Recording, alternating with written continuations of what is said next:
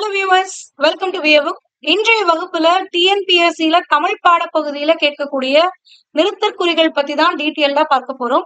இந்த பகுதியை பொறுத்த வரைக்கும் உங்க எல்லாருக்குமே நிறைய டவுட்ஸ் வரும். உங்களுடைய எல்லா கேள்விகளுக்குமான பதில் கண்டிப்பா இந்த வீடியோ பதிவுல இருக்கும். சோ அதனால ஸ்கிப் பண்ணாம ஃபுல்லா பாருங்க. அப்பதான் உங்களுக்கு தெளிவா புரியும்.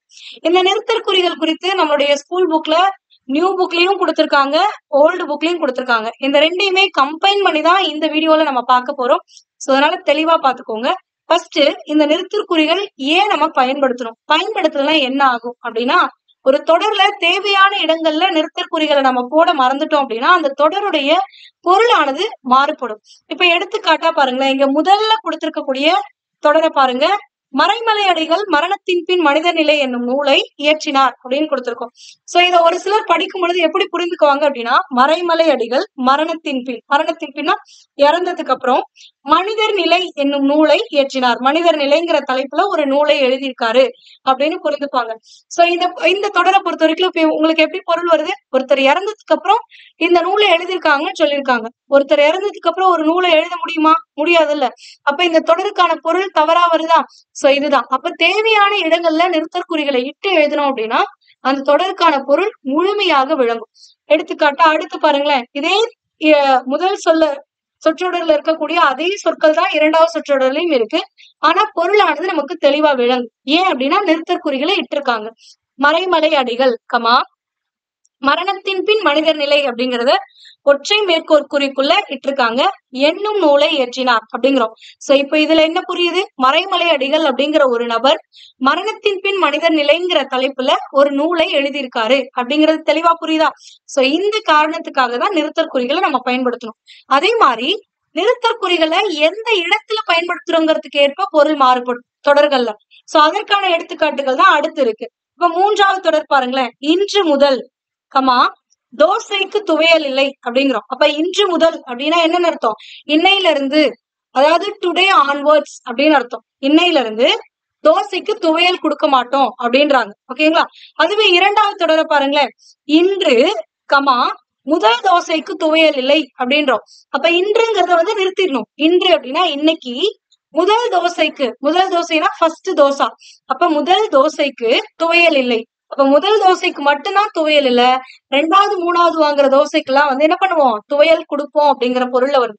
அப்ப ஒரே ஒரு கமா தான், ஒரே சொற்கள் அமைந்திருக்கக்கூடிய தொடர் தான். ஆனா இந்த இடத்துல அந்த கமாவை எங்க பிளேஸ் பண்றோம் அப்படிங்கறத பொறுத்து பொருளானது மாறுபடுது. அப்போ இதனை கற்பதற்கான நோக்கம் என்ன அப்படின்னா, ஒரு தொடர்ல பொருளை தெளிவாக புரிந்து கொள்வதற்கும், ஒரு தொடர்ல எந்த இடங்கள்ல அந்த நிறுத்தற்குறிகளை பயன்படுத்துறோமோ அதற்கேற்ப பொருள் மாறுபாடும் அப்படிங்கறது தெரிஞ்சுக்கிறதுக்காக தான் இந்த நிறுத்தற்குறிகளை நம்ம படிக்கணும். ஓகேங்களா? அடுத்து இந்த மாதிரி என்னென்ன நிறுத்தற்குறிகள் இருக்கு அப்படின்னு பாத்தீங்கன்னா, காற்புள்ளி இருக்கு, அதுக்கடுத்து அரைப்புள்ளி இருக்கு, அடுத்தது முக்காற்புள்ளி இருக்கு, முற்றுப்புள்ளி, வினாக்குறி, வியப்புக்குறி. இந்த வியப்புக்குறிய உணர்ச்சி குறின்னு சொல்லுவோம். அதாவது ஒரு உணர்ச்சி வெளிப்பாடாக நாம் சொல்லக்கூடிய தொடர்கள்ல இந்த உணர்ச்சிக்குறிய பயன்படுத்துவோம். அதுக்கடுத்தது விழிக்குறி. விழிக்குறியும் உணர்ச்சிக்குறியும் ஒன்னேதான், அதாவது வடிவத்துல ஒன்றுதான். ஆனா இதை பயன்படுத்தக்கூடிய இடங்கள் அப்படிங்கிறது மாறுபடும். அதை நம்ம பின்னாடி பார்க்கலாம். விழிக்குறினா என்ன, அதை எங்க பயன்படுத்தணும் அப்படிங்கறத பார்க்கலாம். அடுத்தது ஒற்றை மேற்கோள் குறி. கடைசியா நம்ம பார்க்கக்கூடியது என்னன்னா இரட்டை மேற்கோள் குறி. சோ இப்படி நிறுத்தற்குறிகளானது காற்புள்ளி, முக்காற்புள்ளி, அரைப்புள்ளி, முற்றுப்புள்ளி, வினாக்குறி, வியப்புக்குறி, விழிக்குறி, ஒற்றை மேற்கோள் குறி, இரட்டை மேற்கோள் குறின்னு இருக்கு. இதுல முதல்ல நம்ம பார்க்கக்கூடியது என்னன்னா இந்த காற்புள்ளி. காற்புள்ளிங்கிறது இங்கிலீஷ்ல கமான்னு சொல்லுவாங்க. இந்த கமா எங்கெங்கெல்லாம் போடணும் அப்படின்னா, பொருள்களை தனித்தனியாக குறிப்பிடும் இடங்கள். அது என்ன பொருள்களை தனித்தனியாக குறிப்பிடும் இடங்கள்னா, இப்போ ஒரு 5 வகையான பொருள் இருக்கு. அந்த 5ஐயும் ஒரு தொடர்ல குறிப்பிடணும்னா ஒன்னொன்னுக்கு அப்புறமும் ஒரு கமா போடணும். அதுதான் பொருள்களை தனித்தனியாக குறிப்பிடும் இடங்கள் அப்படின்னு சொல்லுவாங்க. இல்லைன்னா எண்ணு பெயர்களில் அப்படின்னு கூட ஒரு சில புக்ல கொடுத்திருப்பாங்க. இது ரெண்டுமே ஒரே பொருள்ல வரக்கூடியதான். அடுத்தது எச்ச சொற்றொடர்கள்ல இந்த கமா போடணும். இது என்னங்கிறத நம்ம எக்ஸாம்பிள் பார்க்கும்போது இன்னும் தெளிவா புரியும் நம்மளுக்கு. மேற்கோள் குறிகளுக்கு முன்பு, அதாவது இரட்டை மேற்கோள் குறிகளுக்கு முன்னாடி என்ன பண்ணணும் அப்படின்னா இந்த கமா போடணும். முகவரியில் இறுதி வரி நீங்க ஏனைய வரிகளின் அதாவது முகவரியில லாஸ்ட் லைன்ல மட்டும் போடக்கூடாது. மத்த எல்லா லைனுடைய லாஸ்ட்லயும் வந்து என்ன பண்ணணும்னா கமா போடணும். இணைப்பு சொற்களுக்கு பின்பு கட்டாயமாக இது தெரிஞ்சிருக்கணும். ஏன்னா நிறைய பேருக்கு தெரிய மாட்டேங்குது. இணைப்பு சொற்கள் அப்ப ஒரு தொடரையும் இன்னொரு தொடரையும் இணைக்க பயன்படுத்தக்கூடிய சொற்கள் தான் இணைப்பு சொற்கள். எடுத்துக்காட்டா அதனால், எனவே, ஆகவே, ஆகையால், ஆனால் இந்த மாதிரியான சொற்கள். சோ இந்த மாதிரியான சொற்களுக்கு பின்னாடி கட்டாயம் என்ன பண்ணணும் அப்படின்னா கமா போடணும். திருமுகவிழி அப்படின்றாங்க. அது என்ன திருமுகவிழி? திருமுகம் அப்படின்னா என்ன பொருள்னா கடிதம் அப்படின்னு பொருள். அப்ப விழி அப்படின்னா என்ன பொருள் அப்படின்னா அழைத்தல் அப்படின்ற பொருள். அதாவது விழினா அழைத்தல், அதாவது ஒருத்தங்களை கூப்பிடுறது. அப்ப திருமுக விழி அப்படின்னா கடிதத்துல முதல் லைன் என்ன பண்ணுவோம் அப்படின்னா அழைக்கும் பொருட்டாக எழுதுவோம். எப்படி எழுதுவோம்? இப்ப ஒரு நண்பனுக்கு எழுதுறீங்க அப்படின்னா எப்படி எழுதுவீங்க? அன்புள்ள நண்பா அப்படின்னு எழுதுவீங்களா? இதுவே ஒரு தந்தைக்கு எழுதுறீங்கன்னா அன்புள்ள தந்தையே, தாய் அன்புள்ள தாயே, அன்புள்ள மகளே, இப்பெல்லாம் எழுதுறோமா? சோ அந்த இடத்துல இந்த அதாவது ஒரு கடிதத்துல அவங்களை அழைக்கும் பொருட்டாக நம்ம பயன்படுத்தக்கூடிய அந்த சொற்றொடர் தான் அந்த அன்புள்ள தந்தையே, அன்புள்ள தாயே, அன்புள்ள மகளே அப்படிங்கறதுதான். சோ இந்த மாதிரியான இடங்கள்ல இந்த கமாவானது பயன்படுத்தணும். அடுத்தது விழி. விழி பெயர். நான் விழினா என்னன்னு முன்னாடியே சொல்லிட்டேன். அதாவது விழினா என்னன்னா அழைத்தல் அப்படிங்கிற பொருட்ல வரக்கூடியது. சோ இதுலயுமே வந்து விழிங்கிற பெயர் தனித்து வரும் பொழுது எப்படி பயன்படுத்தணும், ஒரு தொடர்ல வரும் பொழுது, விழி தொடர்ல வரும் பொழுது எப்படி பயன்படுத்தணுங்கிற வேறுபாட்டை நம்ம அடுத்து பார்க்கலாம். ஜஸ்ட் என்னன்னு மட்டும் தெரிஞ்சுக்கோங்க. அடுத்தது இணைமொழிகள். இணைமொழிகள் வேற, இணைப்பு சொற்கள் வேறங்கிறத தெளிவா புரிஞ்சுக்கோங்க. இணைமொழிகள் அப்படின்னா என்னன்னா நேரிணை மொழிகள், எதிரிணை மொழிகள், செரியிணை மொழிகள் 3 வகைப்படும். இப்ப எடுத்துக்காட்டா சீரும் சிறப்பும் அப்படின்னு வரும். இப்ப சீரும் சிறப்பும் அப்படிங்கும் பொழுது சிறப்பும், இதுல சீர் அப்படின்னா என்ன பொருள்? சிறப்புங்கிற அதே பொருள் தான். சிறப்புனால என்ன பொருள்? சிறப்புங்கிற அதே பொருள் தான். அந்த சொற்றொடர்ல இன்பத்திற்காகவும் ஒன்றினை உயர்த்தி கூறுவதற்காகவும் இந்த மாதிரி நம்ம இணை சொற்களை பயன்படுத்துவோம். சீரும் சிறப்பும் ஒரே மாதிரியான பொருள் தரக்கூடிய 2 சொற்கள் அடுத்தடுத்து வருது அப்படின்னா அது வந்து நேரிணை சொற்கள் அப்படின்னு சொல்லுவாங்க. இதுவே இன்னொன்னு கூட சொல்லலாம். கண்ணன் அள்ளும் பகலும் அயராது உழைத்தான் அப்படிம்பாங்க. இதுல அள்ளும் பகலும் அப்படிங்கும் போது அள் அப்படின்னா என்னன்னா இரவுன்னு அர்த்தம், பகல்னா என்னது? பகல்னு அர்த்தம். அப்ப இந்த ரெண்டுக்கும் என்னது? Opposite word. இரவுக்கு ஆப்போசிட் தான் என்னது? பகல். அப்ப இதை வந்து என்னன்னு சொல்லுவாங்கன்னா எதிரிணை சொற்கள் அப்படின்னு சொல்லுவாங்க. இதுவே வயல்வெளி பச்சை பசேல் என்று இருந்தது அப்படின்றோம். பச்சை அப்படின்னாலே நிறம் தான். பசேல் என்று இருந்ததுன்னா அந்த இடத்துல அந்த நிறத்தின் செறிவை நம்ம வெளிப்படுத்துவதற்காக இந்த மாதிரியான இதுல வெள்ளை வெளையர், பச்சை பசேல், கர்ணங்கரேர் என்று இதெல்லாம் பயன்படுத்துறோம். இதெல்லாம் என்னன்னு சொல்லுவாங்கன்னா செரியிணை சொற்கள் அப்படின்னு சொல்லுவாங்க. அதாவது ஒரே பொருள் தரக்கூடிய சொற்கள் இணைந்து வருவதனை நேரிணை சொற்கள். அதுவே எதிரெதிர் பொருள் தரக்கூடிய சொற்கள், எதிர் சொற்கள் இணைந்து வருவதனை எதிரிணை சொற்கள்னு சொல்லுவாங்க. ஒன்றன் செறிவினை உயர்த்தி காட்டுவதற்காக பயன்படுத்தக்கூடிய சொற்களை செரியிணை சொற்கள்னு சொல்லுவாங்க. இந்த மாதிரியான இணை மொழிகள் வரும் பொழுது, மொழிகள் அப்படின்னா சொல் அர்த்தம், மொழிங்கிறதுக்கான பொருள் என்ன? சொல். அப்ப இணை சொற்கள் இணை மொழிகள் அப்படிங்கறதெல்லாம் ஒண்ணுதான். ஆனா இணை சொற்களும் இணைப்பு சொற்களும் வெவ்வேறு. ரெண்டுக்கும் டிஃபரன்ஸ் தெரிஞ்சுக்கோங்க. இந்த மாதிரியான சொற்கள் வரக்கூடிய இடங்கள்ல இந்த காற்புள்ளியானது இடணும். இப்ப எடுத்துக்காட்டு பார்க்கலாமா? முதல்ல பொருட்களை தனித்தனியாக குறிப்பிடக்கூடிய இடங்கள் முதல் 4 தொடர்ல அமைந்திருக்கு. இப்போ வாழ்க்கை பேருங்கிறது 4. என்னென்ன? அறம், பொருள், இன்பம், வீடு. இதை தனித்தனியா நம்ம குறிப்பிடுறோம். எப்படி? அறம், பொருள், இன்பம், வீடு என்பன 4ம் வாழ்க்கை பேராகும் அப்படின்னு குறிப்பிடுவாங்க. சோ இந்த இடங்கள்ல ஒவ்வொரு பொருளுக்கு அடுத்து நம்ம என்ன பண்ணுவோம்? கமா போடுது. அடுத்தது 5 இணைகள்ங்கிறது என்னது? குறிஞ்சி, முல்லை, மருதம், நெய்தல், பாலையா. அப்ப ஒவ்வொன்றையும் குறிப்பிடும் பொழுது அந்த கமாவானது போடணும். குறிஞ்சி, முல்லை, மருதம், நெய்தல், பாலை ஆகியன 5 இணைகள். இந்த பாலைக்கு பக்கத்துல கமா போடக்கூடாது. ஆகியனன்னு வருதுல, கடைசியா இருக்கிற அந்த பொருளுக்கு அடுத்து வந்து நீங்க கமா போடணுங்கிற அவசியம் கிடையாது. நடுவுலதான் போடும். அடுத்தது முக்கணிகள் பத்தி சொல்லியிருக்காங்க. மா, பலா, வாழை.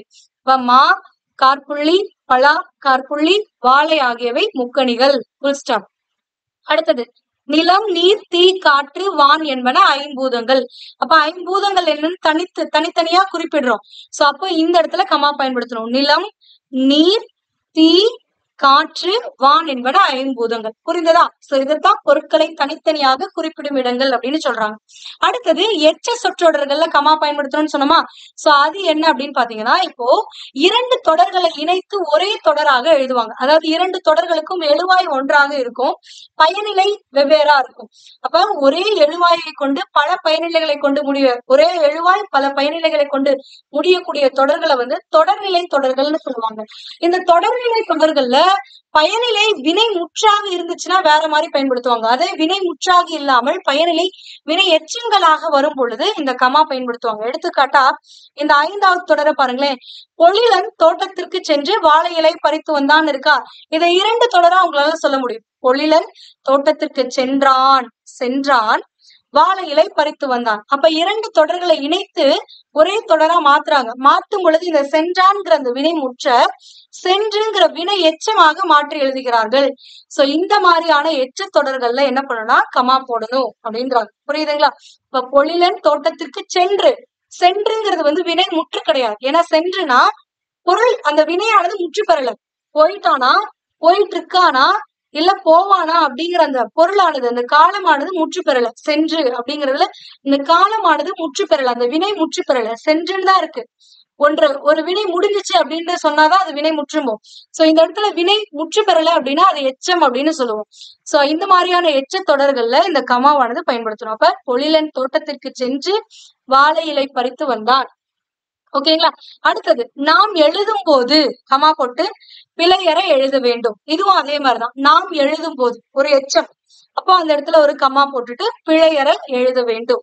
அடுத்தது மேற்கோள் குறிகளுக்கு முன் அப்படின்றமில்ல, இந்த நேர்கூற்றுகள்ல இரட்டை மேற்கோள் குறிகள் இட்டிருப்பாங்க. அந்த இரட்டை மேற்கோள் குறிகளுக்கு முன்னாடி என்ன பண்ணணும்னா இந்த காற்புள்ளியானது இட வேண்டும். எடுத்துக்காட்டா 7வது தொடர பாருங்க. குழந்தை நிலவை பார்த்து கமா நிலா நிலா ஓடிவா என்று பாடியது. இதுல நிலா நிலா அப்படின்னுதான் அந்த குழந்தை சொன்னுச்சு. நிலா நிலா ஓடிவான்னு அந்த குழந்தை சொல்லுது. அந்த குழந்தை சொன்னவற்றை அப்படியே சொல்லக்கூடியதான் என்னன்னா நேர்கூற்று தொடர். அதாவது ஒருவர் சொன்னதை அப்படியே சொல்வதுதான் என்னது நேர்கூற்று அப்படிம்போம். சோ அந்த குழந்தை என்ன சொன்னுச்சு? நிலா நிலா ஓடிவான்னு சொன்னுச்சு. அது சொன்னதை அப்படியே சொல்லக்கூடியதை இரட்டை மேற்கோள் குறிக்குள்ள கொண்டு வருவாங்க. சோ இந்த இரட்டை மேற்கோள் குறிக்கு முன்னாடி நீங்க என்ன பண்ணணும்னா காற்புள்ளியானது போடணும். இது ஒரு பயன்பாடு. அடுத்தது முகவரியுடைய இறுதி வரி நீங்க ஏனைய வரிகளின் இறுதியில காற்புள்ளி இட வேண்டும். எடுத்துக்காட்டா பாருங்களேன். 8வது தொடர் சா ஆண்டாள் பெயர். அடுத்தது கதவு எண் 45 கமா காமராசர் தெரு கமா திருவள்ளூர்ங்கிறது கடைசியா முடியுது. அப்ப முடியிற அந்த தொடருக்கு முன்னாடி வரைக்கும் இருக்கக்கூடிய தொடர் ஒவ்வொன்றுக்கும் அடுத்து கமா போட்டிருக்கணும். கடைசியில புல் ஸ்டாப் வச்சிருவாங்க. இது எல்லாருக்கும் நம்ம பயன்படுத்திக்கிட்டு இருக்கிறதா. அதனால இதுக்கு உங்களுக்கு இன்னும் டீடைல் எக்ஸ்பிளனேஷன் தேவையில்லை. அடுத்து பாருங்க இணைப்பு சொற்களுக்கு பின்புன்னு பார்த்தோமா. இப்போ இனியன் நன்கு படித்தான் அதனால் தேர்ச்சி பெற்றான்ங்கிறோமா. இனியன் நன்கு படித்தான் தேர்ச்சி பெற்றான். இந்த 2 தொடர்களையும் கனெக்ட் பண்றதுக்காக நம்ம பயன்படுத்தக்கூடிய சொல் தான் என்னது அதனால். அப்ப இந்த அதனால் அப்படிங்கிறதுக்கு பக்கத்துல கமாவானது போடணும், காற்புள்ளியானது இட வேண்டும். சோ இந்த மாதிரி இணைப்பு சொற்கள் இதனால், ஆகையால், எனவே, ஆகவே, இதுவே, சோ இந்த மாதிரி எல்லாம் வரும் பொழுது என்ன பண்ணணும்னா இந்த காற்புள்ளியானது இட வேண்டும். நீங்க கேட்கலாம் மேம் இனியன் நன்கு படித்தா நீங்க புல் ஸ்டாப் தானே போட்டிருக்கணும், ஏன் அரைப்புள்ளி இட்டிருக்கீங்கன்னு கேட்கலாம். இதற்கான விளக்கத்தை நான் அடுத்து சொல்றேன். ஓகேங்களா? ஜஸ்ட் மைண்ட்ல வச்சுக்கோங்க, அடுத்து எக்ஸ்பிளைன் பண்றேன். அடுத்தது என்ன கொடுத்திருக்காங்க? திருமுகவழி. திருமுகவழினா எனக்கு கடிதத்துல அந்த முதல் லைன் ஒருத்தவங்களை கூப்பிடுற அந்த கடிதத்தை யாருக்கு எழுதுறமோ அவங்களை அன்போடு கூப்பிடுற மாதிரி அமையும். சோ அந்த இடங்கள்ல காற்புள்ளியானது இட வேண்டும். அப்ப அன்புள்ள நண்பா கமா போட்டிருக்கோம். அடுத்தது அன்புள்ள ஐயா அம்மையீர் கமா போடுவோம். அடுத்தது இதெல்லாம் திருமுகவெளியில இடங்கள்ல இடம்பெறக்கூடியது. அதுவே விழி அப்படின்னா விழித்தொடர்கள்ல இடம்பெறக்கூடியது. விழித்தொடர் அப்படின்னா என்னன்னா, இப்போ உங்களை உங்க அப்பா கூப்பிடுறாங்க, நீங்க ஒரு பையன். சோ இப்ப உங்களை அப்பா கூப்பிடுறாங்க, மகன் இங்கு வா அப்படின்னு கூப்பிட மாட்டாரு. என்ன சொல்லுவாரு? மகன் இங்கு வான்னு சொல்ல மாட்டாரு. அதற்கு பதிலா என்ன சொல்லுவாரு? மகனே இங்கு வா அப்படிம்பாங்க. அதுவே ஒரு பொண்ணா இருந்தீங்கன்னா மகள் இங்கு வா அப்படின்னு சொல்ல மாட்டாங்க. என்ன சொல்லுவாங்க? மகளே இங்கு வா அப்படின்னு சொல்லுவோமா. சோ இந்த மாதிரி மகன் மகள். இதுவே நீங்க ஒரு அண்ணனை கூப்பிடுறீங்க, அப்ப எப்படி கூப்பிடுவீங்க? அண்ணன் இங்கு வா அப்படின்னா சொல்லுவீங்க? அப்படி சொல்ல மாட்டோம். என்ன சொல்லுவோம்? அண்ணா இங்கு வா அப்படின்னு சொல்லுவோமா. சோ இந்த மாதிரி சொற்களை ஒருத்தரை அழைக்கும் பொழுது இந்த மாதிரி வேறு விதமாக நம்ம பயன்படுத்துவோம். மகனே, மகளே, அண்ணா. இப்ப கண்ணன் அப்படிங்கறத எப்படி கூடுவோம்? கண்ணா இங்கே வா அப்படின்னு சொல்லுவோமா. அப்ப கண்ணன்ங்கிறது கண்ணான் மாதிரிதான். இந்த மாதிரி ஒருத்தரை அழைக்கும் பொருட்டாக இந்த மாற்றமானது ஏற்படும். சோ அப்படிப்பட்ட பெயர்களைத்தான் என்னன்னு சொல்லுவாங்கன்னா விழிப்பெயர்கள் அப்படின்னு சொல்லுவாங்க. இந்த விழிப்பெயர்கள் ஒரு தொடர்ல அமைந்து அதற்கப்புறம் அந்த தொடர் கண்டினியூ ஆகுது அப்படின்னா அந்த விழிப்பெயருக்கு பின்னாடி என்ன பண்ணணும்னா கமா போடணும். எடுத்துக்காட்டா பாருங்களேன். மகனே நான் சொல்வதை கேள் அப்படின்னு இருக்கா. அப்ப இந்த இடத்துல மகனே அப்படிங்கிறதுக்கு பக்கத்துல மகனேங்கிறது தானே வெளிப்பெயர், அதற்கு பக்கத்துல இந்த காற்புள்ளியானது இட வேண்டும். நான் சொல்வதை கேள். அடுத்தது முருகா என்னை காப்பாயாக. ஆக்சுவலா இந்த இடத்துல வந்து வியப்புக்குறி வரும். ஓகேங்களா? இது ஏங்கிறத நான் லேட்டரா சொல்றேன். முருகா அப்படின்றோம் கடவுளை, முருகன் அப்படிங்கிற அந்த தமிழ் கடவுளை அழைக்கிறோம். முருகா என்னை காப்பாயாக அப்படின்றோம். அப்ப இந்த இடத்துல அந்த விழிப்பெயருக்கு பக்கத்துல என்ன பண்ணோம்? இந்த காற்புள்ளியானது இட வேண்டும். அதைத்தான் இந்த இடத்துல விழிப்பெயருக்கு பின்பு காற்புள்ளி இட வேண்டும் அப்படிவாங்க. அடுத்தது இணைமொழிகள். இணைமொழிகள் அப்படிங்கும் பொழுது இப்போ நான் இந்த தொடரை வந்து முற்றுமா எழுதல, பாதி மட்டும் எழுதியிருக்கேன். இப்ப எடுத்துக்காட்டா சிறியவன் பெரியவன், செல்வன் ஏழை, அள்ளும் பகலும் முதலியவை இணைமொழிகள் ஆகும் அப்படின்னு எழுதுறேன். ஓகேங்களா? முதலியவை இணைமொழிகள் ஆகும். இதுல இணைமொழிகள் அப்படிங்கிறது என்ன அப்படிங்கறத நான் குறிப்பிட்டிருக்கேன். அப்ப சிறியவன் பெரியவன்கிறது ஒரு இணைமொழி கமா, செல்வன் ஏழைங்கிறது ஒரு இணைமொழி எதிரிணைமொழி. அப்ப இங்க ஒரு கமா, அள்ளும் பகலும் முதலியவை இணைமொழிகள் ஆகும் அப்படின்றனா இந்த இடத்துல சிறியவன் கமா, பெரியவன் கமா, செல்வன் கமா, ஏழை கமா அப்படி போட்டீங்கன்னா அதோடைய பொருளே வேற. இந்த இடத்துல அந்த மாதிரி வரல. அப்ப இணைமொழிகள் அப்படின்னா ஒரு இணைமொழிக்கு அடுத்துதான் கமா போடுறோம். ஒரு இணைமொழிக்குள்ள இருக்கக்கூடிய அந்த ரெண்டு சொற்களுக்கும் நடுவுல கமா போடக்கூடாது. சோ இந்த மாதிரி போடணும் அப்படிங்கறதா இந்த இடத்துல இணைமொழிகளுக்கு அடுத்து கமா போடணும்ன்றத குறிப்பிட்டிருக்காங்க. ஓகேங்களா? இதுதான். சோ அப்ப உங்களுக்கு எல்லாமே புரிஞ்சா? அப்ப காற்புள்ளிங்கிறது எங்க இடணும்? பொருட்கள் தனித்தனியா குறிப்பிடக்கூடிய இடங்கள்ல இடணும், எச்ச சொற்றொடர்கள்ல இடணும், மேற்கோள் குறிகளுக்கு முன்னாடி, இரட்டை மேற்கோள் குறிகளுக்கு முன்னாடி இடணும், முகவரிகளை இறுதி வரி நீங்க மற்ற வரிகளுக்கு இறுதியில கமா போடணும், இணைப்பு சொற்களுக்கு அடுத்து கமா போடணும், கடிதத்துல முதல் வரிக்கு அடுத்து அந்த விழிக்கும் பொருட்டாக அழைக்கும் பொருட்டாக எழுதக்கூடிய அந்த வரிக்கு அடுத்து கமா போடணும். அடுத்தது ஒரு விழித்தொடர்ல விழிப்பெயருக்கு பின்பு கமா போடணும். இறுதியில வியப்புக்குறியானது போடணும். அதை விழிக்குறின்னு சொல்லுவாங்க. விழிக்குறியானது போடணும். ஏன் இறுதியில விழிக்குறி போடணும், முன்னாடி வந்து கமா போடணுங்கிறத தெரிஞ்சுக்கோங்க. முன்னாடி வந்து கமா போடணும், ஏன் லாஸ்ட்ல வந்து வியப்புக்குறி போடணுங்கிறத நான் கடைசியா சொல்றேன். ஓகேங்களா? அடுத்து 15, 16வது எக்ஸாம்பிள் வந்துட்டு ஒரு தொடர்ல காற்புள்ளி எந்த இடத்தில் இடம்பெறுதோ அதற்கேற்ப அந்த பொருளானது மாறுபடுங்கிறதுக்காக கொடுத்திருக்கேன். அவள் அக்கா வீட்டிற்கு சென்றாள் அப்படின்னா அவள்ங்கிற ஒரு பெண், அதாவது ஒரு பெண்ணானவள் அவளுடைய அக்கா வீட்டுக்கு போயிருக்கா அப்படின்ற பொருள்ல வருது. ஓகேங்களா? அதுவே இங்க பாருங்க, அவள் அக்காள்னா இங்க ஒரு பெண் நின்னுட்டு இருக்கா, அந்த பெண்ணுடைய அக்கா வீட்டுக்கு போனா அப்படிங்கிற பொருள்ல இரண்டாவது தொடர்ல வருது. அதாவது முதல் தொடர்ல ஒரு பெண் அவளுடைய அக்கா வீட்டிற்கு போனால்னு அர்த்தம். அதுவே இரண்டாவது தொடர்ல அந்த பெண்ணுடைய அக்கா அவங்க வீட்டுக்கு போயிருக்காங்க அப்படின்ற பொருள்ல வரும். இந்த ரெண்டுக்குமே பொருள் வேறுபாடானது ஏற்படுது. அப்போ இந்த காற்புள்ளி அது இடம்பெறக்கூடிய இடத்தை பொறுத்து இந்த பொருள் வேறுபாடானது ஏற்படுது அப்படிங்கறதா. ஓகேங்களா? இதே மாதிரி இன்னொன்னையும் தெரிஞ்சுக்கோங்க. ஒன்றனை குறிப்பிட்டு, அதாவது ஒரு இடத்துல நிறுத்தி அடுத்து படிக்கிறோம் அப்படிங்கிற இடத்துல வந்து இந்த காற்புள்ளியானது இடுவாங்க. இப்ப மறைமலை அடிகள் கமா போட்டு அதுக்கப்புறம் தான் அவர் என்ன பண்ணாரு அப்படிங்கறத நம்ம சொல்றோம். சோ அந்த இடத்துல கமாவானது இடம்பெற வேண்டும். ஓகேங்களா? அடுத்து நம்ம பார்க்கக்கூடியது என்னன்னா அரைப்புள்ளி. அரைப்புள்ளி வந்து ரொம்பவே எளிமையானதுதான். இதுக்கப்புறம் வர்றது எல்லாமே மோஸ்ட்லி உங்களுக்கு ஈஸியா அண்டர்ஸ்டாண்ட் ஆயிடும். அரைப்புள்ளிங்கிறது எங்கெல்லாம் பயன்படுத்துறோம்னா ஒரு தொடர்நிலை தொடர்கள்ல பயன்படுத்துறோம். அது என்ன தொடர்நிலை தொடர் அப்படின்னா ஒரே எழுவாய் வரும், ஆனா பயனிலை பல இது வரும். சோ அந்த மாதிரி இருக்கக்கூடியதா தொடர்நிலை தொடர்கள் அப்படின்னு சொல்லுவாங்க. அந்த மாதிரி தொடர்நிலை தொடர்கள்ல அரைப்புள்ளியானது இட வேண்டும். அடுத்தது ஒரு சொல்லுக்கு வேறுபட்ட பொருள் கூறும் இடங்களில் இந்த அரைப்புள்ளியானது பயன்படுத்த வேண்டும். ஒரு சொல் பல பொருள் சொல்லுவோம் இல்ல, அந்த இடங்கள்ல பயன்படுத்தும். அடுத்தது உடன்பாடு எதிர்மறை கருத்துக்களை ஒன்றாக கூறும் இடத்தில் அரைப்புள்ளி இட வேண்டும். அதாவது ஒரே தொடர்ல பாசிட்டிவாவும் நெகட்டிவாவும் சொல்றோம் அப்படின்னா அந்த தொடர்ல அந்த பாசிட்டிவா சொன்னதுக்கு அப்புறம் நெகட்டிவா சொல்றதுக்கு முன்னாடி இந்த அரைப்புள்ளியானது இடணும். சோ இதை எங்கெங்கெல்லாம் பயன்படுத்திருக்காங்கிற எக்ஸாம்பிள் பார்க்கலாமா? முதல்ல பாருங்க, தொடர்நிலை தொடர்ல எப்படி பயன்படுத்தணுங்கிறது. இப்போ வேலன் கடைக்கு சென்றான், பொருட்களை வாங்கினான், வீடு திரும்பினான் இருக்கா. இதுல வேலன் கடைக்கு சென்றான், பொருட்களை யார் வாங்கினாங்க? இதே வேலன் தானே வாங்கினான். அடுத்தது யார் வீட்டுக்கு திரும்பினாங்க? இதே வேலனைத்தானே குறிக்குது. அப்ப வேலன்கிற எழுவாய் ஒரே ஒரு முறை மட்டும்தான் இந்த தொடர்ல இடம்பெற்றிருக்கு. இப்போ ஒரே ஒரு எழுவாய் வந்து கடைக்கு சென்றான், பொருட்களை வாங்கினான், வீடு திரும்பினான் அப்படின்னு முடியுதா? இதுல சென்றான், வாங்கினான், திரும்பினான் இது எல்லாத்தையும் என்னன்னு சொல்லுவாங்கன்னா பயனிலை அப்படின்னு சொல்லுவாங்க. சோ அப்ப ஒரே எழுவாய் கொண்டு பல பயனிலைகளை கொண்டு ஒரு தொடர் முற்று பெறுது அப்படின்னா அதை வந்து தொடர்நிலை தொடர்னு சொல்லுவாங்க. இந்த மாதிரி இடத்துல ஒவ்வொரு பயனிலைக்கு அடுத்தும் எப்பயுமே பயனிலை வந்து இந்த வினை முற்றாக இடம்பெறும் இந்த மாதிரி தொடர்கள். சோ அந்த வினை முற்றுக்கு அப்புறமா வந்து என்ன பண்ணணும்னா இந்த அரைப்புள்ளியானது இட வேண்டும். இப்ப வேலன் கடைக்கு சென்றான், பொருட்களை வாங்கினான், வீடு திரும்பினான். கடைசி தொடருக்கு மட்டும் புல் ஸ்டாப் வைக்கணும். எப்பவுமே ஒரு தொடர் முடியும் பொழுது என்ன பண்ணுவோம், முற்றுப்புள்ளி இட வேண்டும். ஓகேங்களா? அடுத்து பாருங்க, கரிகாலன் கங்கை வரை படையெடுத்து சென்றான், கனக விசயருடன் போரிட்டான். இங்க கரிகாலன் கங்கை வரை படையெடுத்து சென்றான், கரிகாலன் கனக விசயருடன் போரிட்டான்ங்கிறதா பொருள். அப்ப இந்த கரிகாலன்கிறதா எழுவாய். இந்த எழுவாய் தான் என்ன பண்ணிருக்கு, கங்கை வரை படையெடுத்து போயிருக்கு, அதுக்கப்புறம் கனக விசயரோட போரிட்டு இருக்கு. அப்போ ஒரே எழுவாய் படையெடுத்து சென்றான், விசயருடன் போரிட்டான் அப்படிங்கிற 2 பயனிலைகளை கொண்டு முடிவு பெற்றிருக்கு. இந்த பயனிலைகள் எல்லாமே வினை முற்றாக அமைந்திருக்கு. சோ அதனால இந்த இடத்துல என்ன பண்ணும், அரைப்புள்ளியானது இட வேண்டும். கடைசி பயனிலைக்கு மட்டும் புல் ஸ்டாப் போட்டுரும். ஓகேங்களா? புரிஞ்சா? ஆனா இந்த 2வது தொடர் மொழியில, தொடர்நிலை மொழியில, தொடர்கள்ல இந்த மாதிரி எழுதலாம். 3வது தொடர் மாதிரி எப்படி எழுதலாம், கரிகாலன் கங்கை வரை படையெடுத்து சென்று கனக விசயருடன் போரிட்டான். சோ இந்த மாதிரி எழுதும் பொழுது இந்த இடத்துல அரைப்புள்ளி இடக்கூடாது, கமா போடணும்.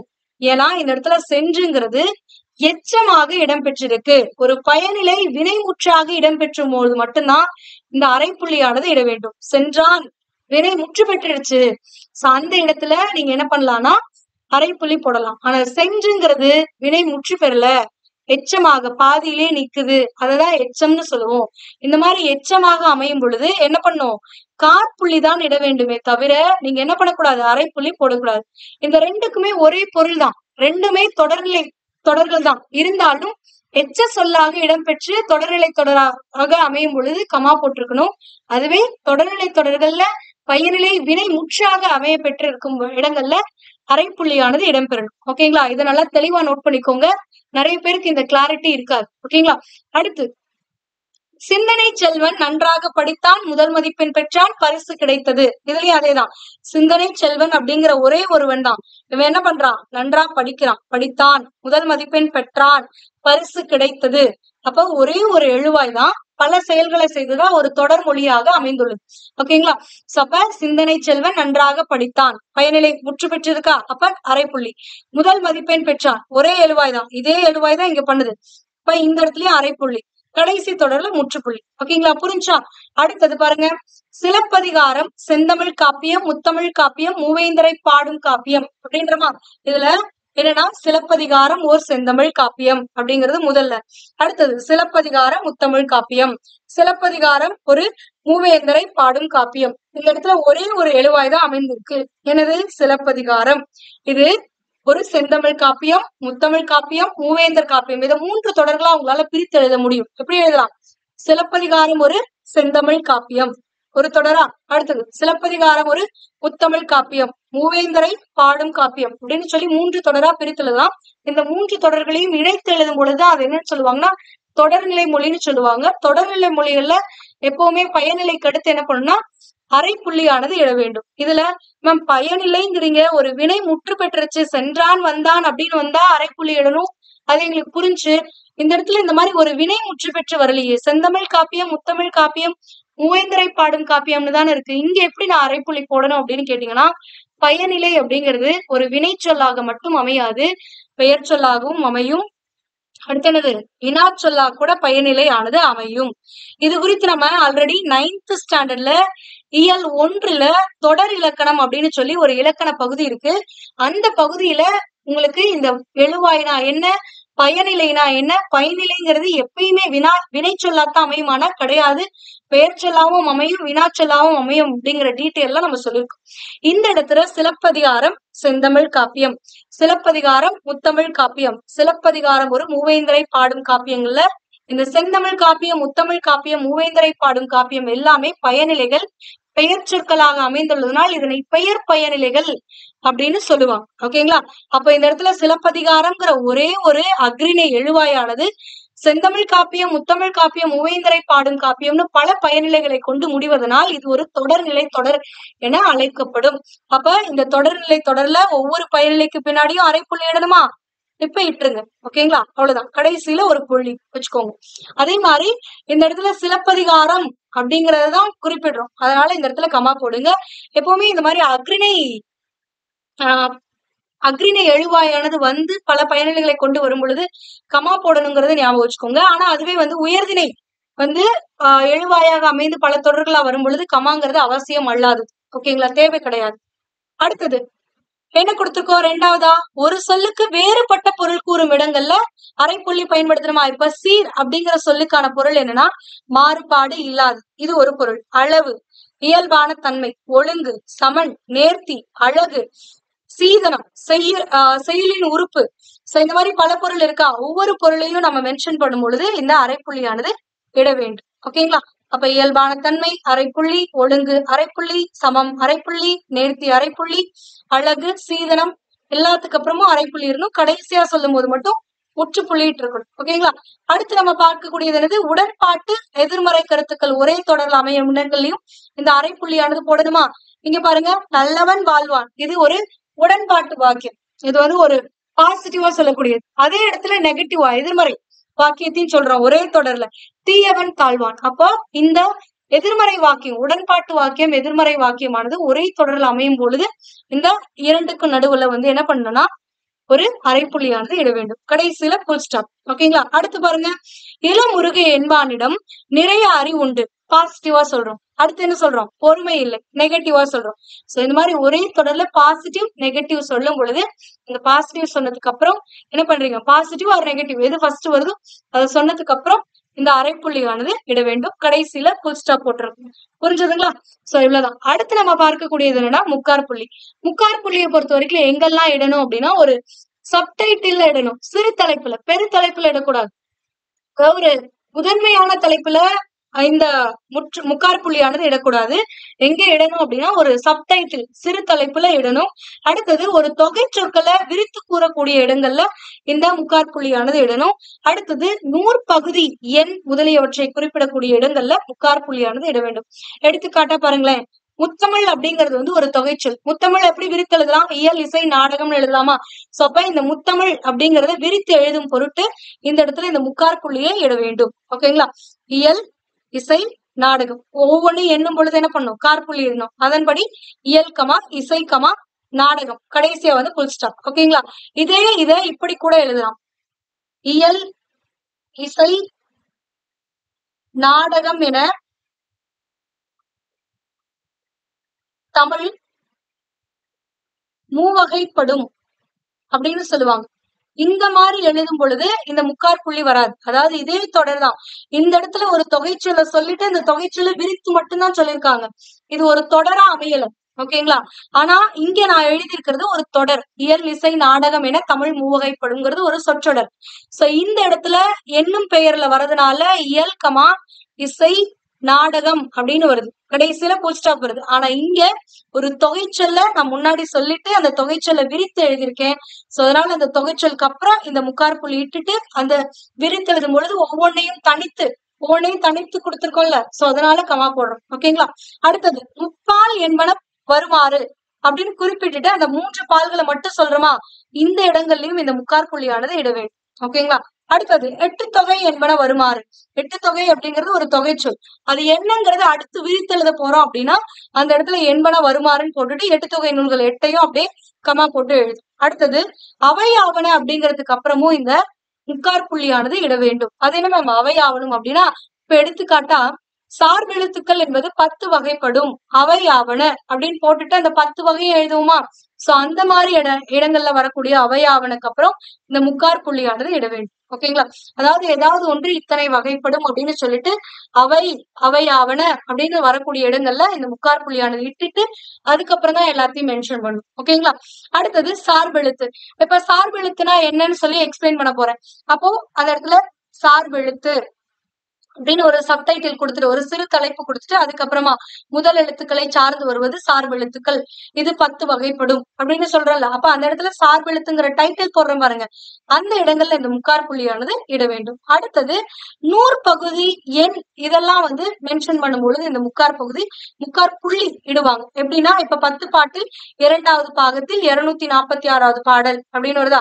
சோ இந்த இடத்துல 10 பாட்டு 2 முக்கார் புள்ளி 240. அதே மாதிரி மத்தியு கமா 8 முக்கார் புள்ளி 6. ஓகேங்களா? இந்த மாதிரி போடுவாங்க. அடுத்தது ஏதாவது ஒண்ணு இப்போ நம்ம பயோடேட்டா எல்லாம் எழுதும்போது பெயர், தந்தை பெயர், தாய் பெயர் அப்படி எல்லாம் எழுதுவோம்ல, அந்த இடங்கள்லயும் என்ன பண்ணுவோம்னா இந்த முக்கார் புள்ளியானது போடுவோம். பெயர் மணிமேகலை, தந்தையின் பெயர் கோவலன். சரி, கரெக்ட் தான். ஓகேங்களா? சோ இந்த மாதிரி இடங்கள்ல முக்கார் புள்ளி இடணும். புரியுதுங்களா? சோ இந்த ரெண்டுக்கும் டிஃபரன்ஸ் தெரிஞ்சுக்கோங்க. இந்த இடத்துல தொடரா வரும் பொழுதுலாம் முக்கார் புள்ளி வராது. ஆனா ஒரு தொகைச்சொல்ல சொல்லிட்டு அதை மட்டும் விரித்து எழுதுறேன் அப்படிங்கும் பொழுது முக்கார் புள்ளி ஆனது இடம்பெற்று அதுக்கப்புறம் ஒவ்வொன்றையும் விரித்து எழுதும் பொழுது கமா போட்டு எழுதும். ஓகேங்களா? இது வந்து ஒரு தொடராக அமைந்திருக்கு. ஆகும், வகைப்படும், இந்த மாதிரிலாம் வருது. சோ அதனால இது வந்து வேற மாதிரி வரும். அடுத்து நம்ம பார்க்கக்கூடியது என்னன்னா முற்றுப்புள்ளி. அனைவருக்கும் தெரிந்த ஒன்று. எல்லாருக்குமே எங்க டவுட் வராதுன்னா இந்த முற்றுப்புள்ளியில வராது. சோ இது என்னன்னு பாக்கலாமா? தொடருடைய இறுதியில எப்பவுமே முற்றுப்புள்ளி இடணும். அடுத்தது முகவரியுடைய இறுதி வரியில முற்றுப்புள்ளி இடணும். அதுக்கு முன்னாடி இருக்கக்கூடிய வரிகளுடைய இறுதியெல்லாம் கமா போடணும், காற்புள்ளி போடணும். அடுத்தது சொற்குறுக்கத்துல மறக்காம முற்றுப்புள்ளி இடணும். பெயருடைய தலைப்பெழுத்து, அது என்ன பெயருடைய தலைப்பெழுத்துனா இங்கிலீஷ்ல இனிஷியல்னு சொல்றோம்ல, இந்த இனிஷியலுக்கு பின்னாடி இந்த முற்றுப்புள்ளி போடணும். அடுத்தது நாட்களை குறிப்பிடும் பொழுது நாள்களுக்கு பின்னாடி முற்றுப்புள்ளியானது இட வேண்டும். எடுத்துக்காட்டா உருவு கண்டு எல்லாமே வேண்டும். இந்த ஒரு தொடர் முற்று பெற்றுருச்சு, அப்ப இங்க புள்ளி வச்சிடணும். அடுத்தது கல்வியே மனிதனின் வாழ்வை உயர்த்தும், புள்ளி வச்சிருங்க. கண்ணன் பள்ளிக்கு சென்றான், ஒரு தொடர் முற்று பெறுது, அப்ப இந்த இடத்துல புள்ளி வச்சிடணும். தலைமை ஆசிரியர் அரசு மேல்நிலை பள்ளி காஞ்சிபுரம், இந்த இடத்துல தலைமை ஆசிரியர் கமா அரசு மேல்நிலை பள்ளி ஒரு அட்ரஸ், ஒரு முகவரி. முகவரியில இறுதி வரியில என்ன பண்ணணும் அப்படின்னா முற்றுப்புள்ளி வைக்கணும்.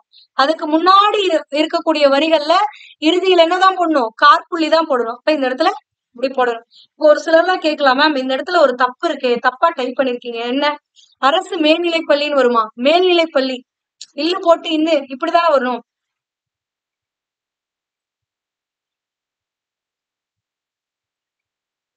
மேல்நிலை பள்ளின்னு தான் எழுதுவோம். அப்படிங்கும்பொழுது மேல் கூட்டல் நிலை இது புணரும் பொழுது மேல்நிலை அப்படின்னு வரும். இது வந்து ஒரு புணர்ச்சி விதியில கூட கேட்கப்படலாம், சேர்த்தெழுதுகளை கேட்கப்படலாம். அதனால நோட் பண்ணிக்கோங்க.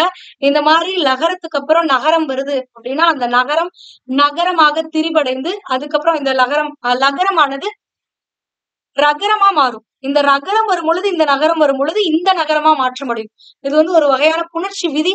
இது நீங்க புணர்ச்சி விதி வகுப்புல பாருங்க, இதை நம்ம எக்ஸ்பிளைன் பண்ணிருக்கோம்.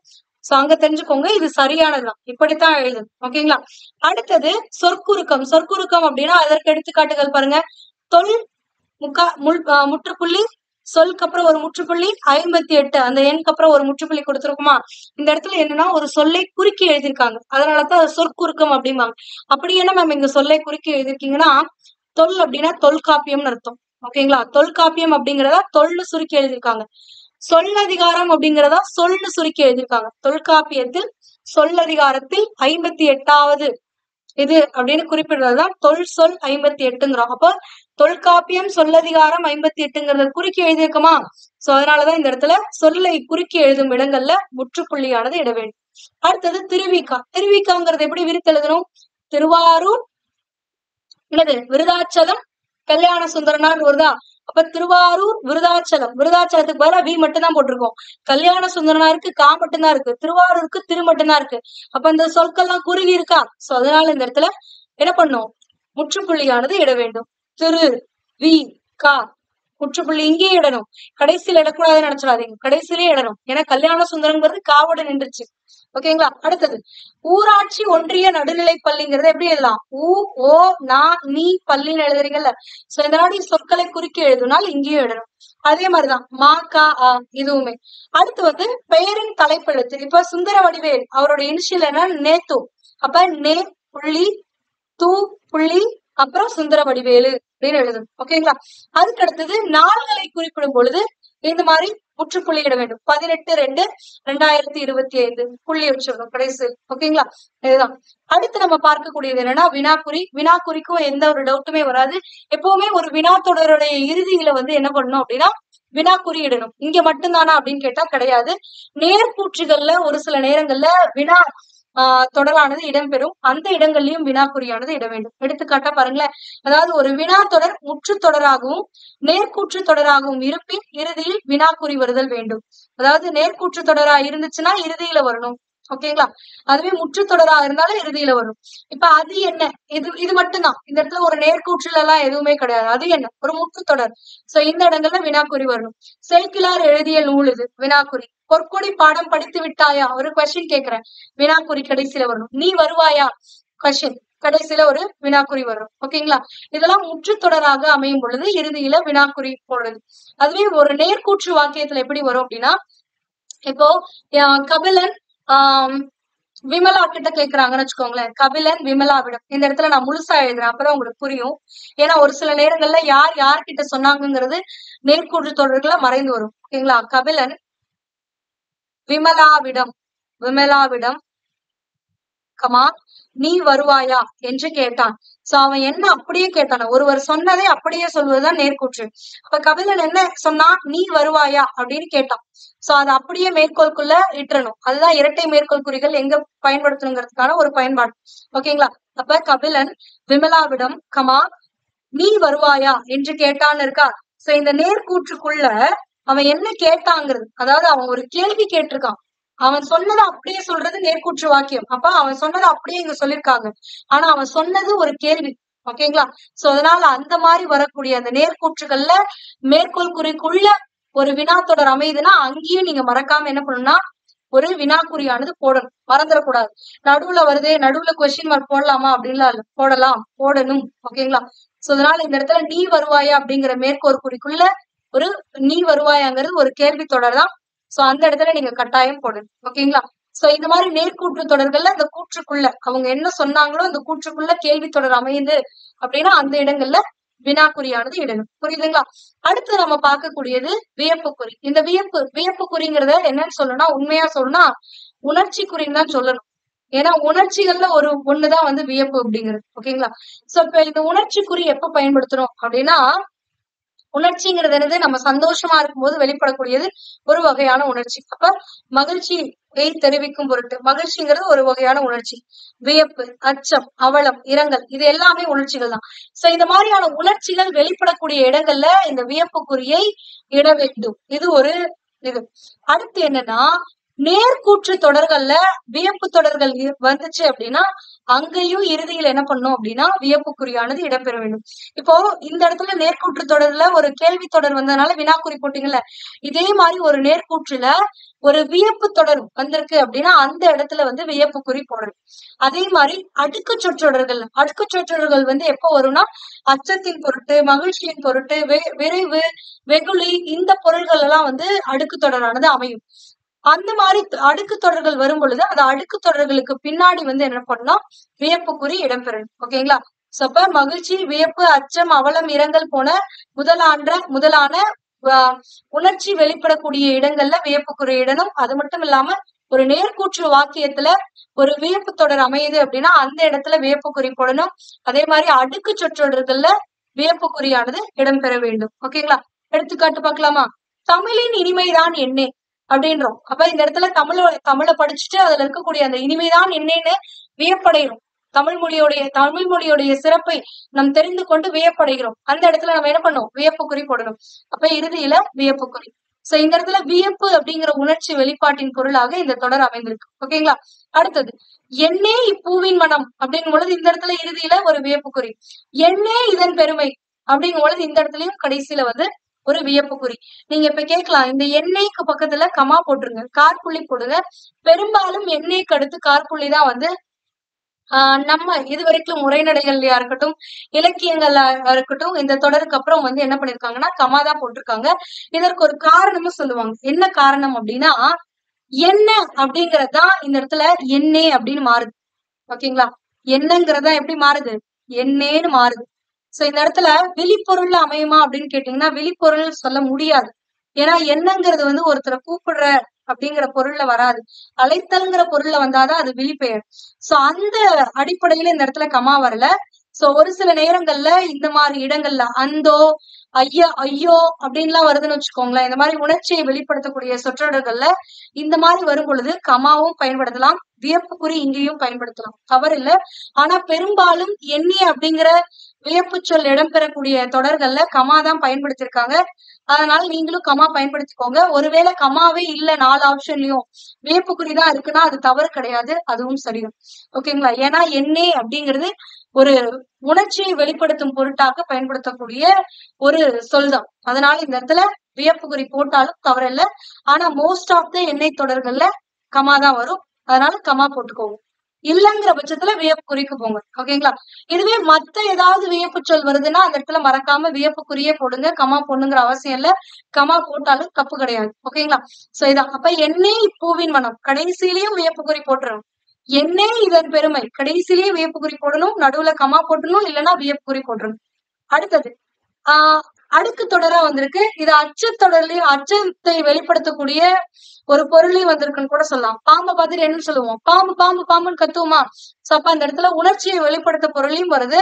அடுக்கு தொடராகவும் அந்த இதாவது அதாவது அச்ச பொருளையும் அடுக்கு தொடர்கள் அமையும். சோ இந்த மாதிரி வரும் பொழுது பாம்பு ஒவ்வொரு பாம்புக்கு அப்புறமும் நீங்க வியப்பு குறி போடலாம். இல்லைன்னா கடைசியில மட்டும் போடலாம். தவறு கிடையாது. ஓகேங்களா?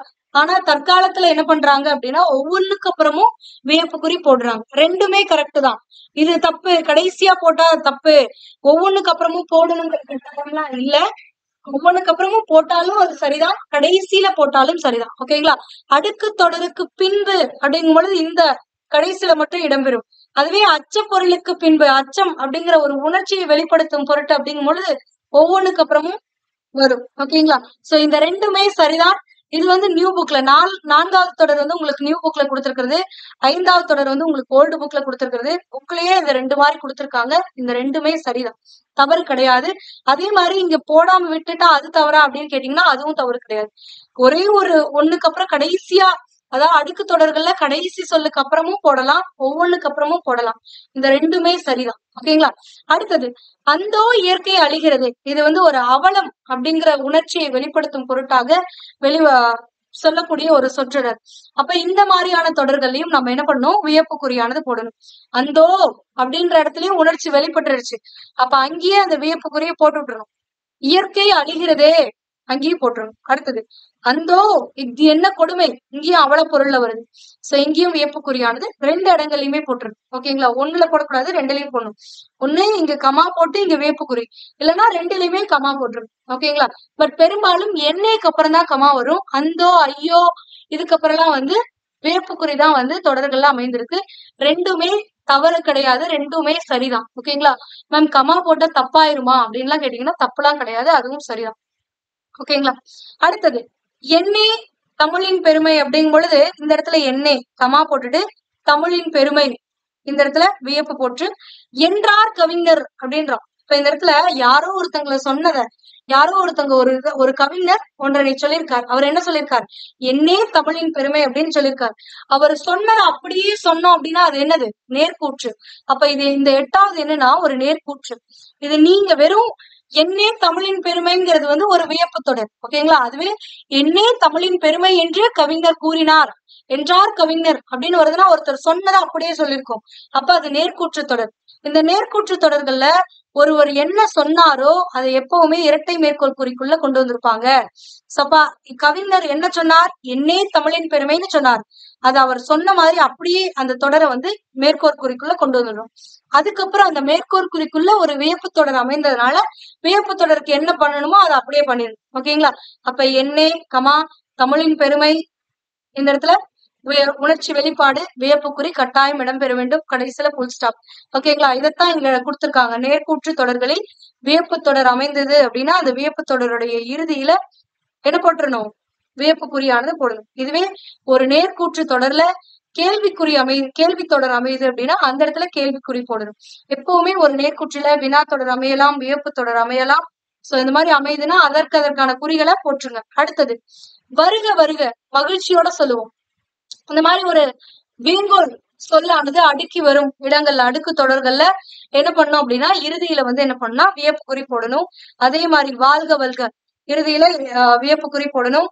வா வா வா மகிழ்ச்சியில என்ன பண்ணுவோம்? உறவினர் வராங்க, வாங்க வாங்க வாங்க அப்படிமா அந்த இடங்கள்லயும் வியப்புக்குறியானது மகிழ்ச்சி என் வெளிப்பாடாக நம்ம சொல்றோம். சோ அந்த இடங்கள்ல வியப்புக்குறியானது போடுறோம். அடுத்தது போ போ போ இது வந்து விரைவு அப்படிங்கிற பொருள்லயும் வரும். விரைவுங்கிற பொருள்ல அடுக்கி வந்ததுன்னு சொல்லலாம். இல்லைன்னா வெறுப்புங்கிற பொருள்ல கூட போ போ போ அப்படின்னு சொல்றோம்ல அந்த இடத்துலயும் ஒரு உணர்ச்சி வெளிப்படுதா? சோ அந்த மாதிரி இடங்கள்லயும் வந்து இந்த வியப்புக்குறியானது இடம்பெற வேண்டும். இதுல என்னன்னா எல்லா சொல்லுக்கு அப்புறமும் இடம்பெறலாம், இறுதியிலும் இடம்பெறலாம். இப்ப வருக வருக அப்படிங்கறதுல வருக வருகன்னு வரலாம், வருக வா வருக வருக கடைசியிலயும் வரலாம், தவறு கிடையாது. ஓகேங்களா?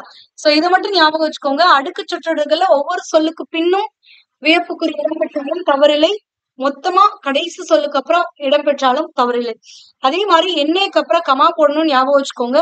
மோஸ்ட்லி கமா தான் வரணும், இல்லைங்கிற பட்சத்துல நீங்க வியப்புக்குறி போட்டுக்கலாம். ஆனா இதை தாண்டி பயன்படுத்தக்கூடிய வியப்பு சொற்கள்ல ஐயோ, அந்தோ, ஐயஹோ அப்படின்ற வர இதுக்கு எல்லாத்துக்குமே வியப்புக்குரிய மறக்காம போட்டுருங்க. புரியுதா? சோ அடுத்து விழிக்குறி. அது என்ன மேம் விழிக்குறி? விழினாலே என்னது? அழைத்தல் அப்படின்னு அர்த்தம்.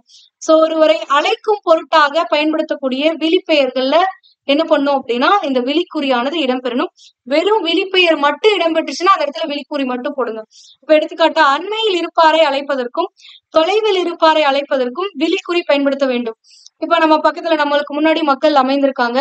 சோ அவையில மக்கள் அமர்ந்திருக்கும் பொழுது அவங்களை என்னன்னு சொல்லுவோம்? அவைன்னு சொல்லுவோம். நான் ஒரு சொற்பொழிவாற்றுறேன்.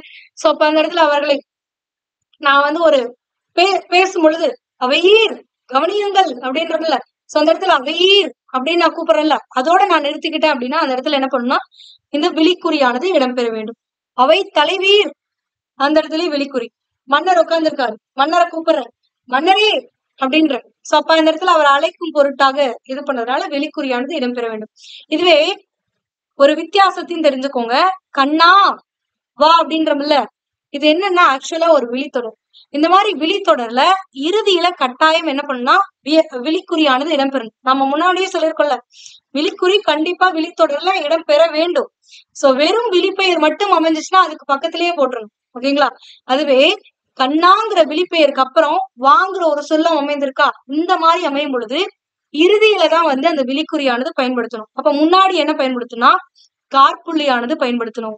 இதை நம்ம முன்னாடியே பார்த்திருக்கோம். காற்புள்ளி பகுதியிலேயே நான் சொல்லியிருக்கேன். இதற்கான அர்த்தத்தை அப்புறம் சொல்றேன்னு சொன்னேன்னா சோ அது இங்கதான். ஓகேங்களா?